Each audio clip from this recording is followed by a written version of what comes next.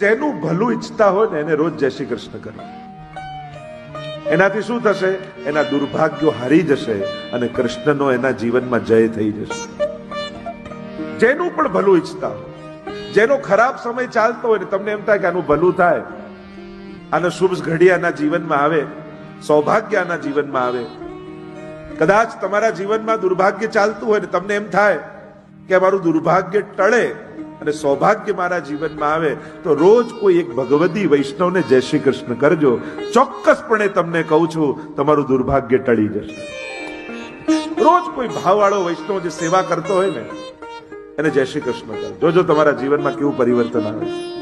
યત્ર યોગેશ્વર કૃષ્ણ યત્ર પાર્થો ધનુર્ધર તત્ર શ્રી વિજયો ભૂતિર ધ્રુવા નીતિર્મતિર્મમ. ભગવાનનું નામ દુર્ભાગ્યને ટાળવા માટે કાફી છે.